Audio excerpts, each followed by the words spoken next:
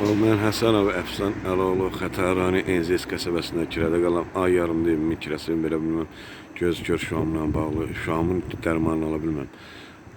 Gəl bax Xətai rayonu prokurorudur. Bax Sərdar müəllim məni dəvət elədi.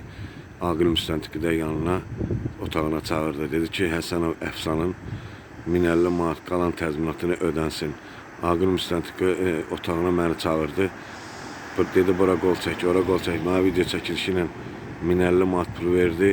Təzdən qol çəkəndən sonra 1000 manatı Aqil müstəntiq məndən aldı. Dedi get, müdürə Samir ha vaxt versə, onda sənin pulunu ver. Mən Ağşəhər Zəfər Parkında oktyabrın 22-si işə girmişim. Oktyabrın 30-u qoluma xəsarət alınıb.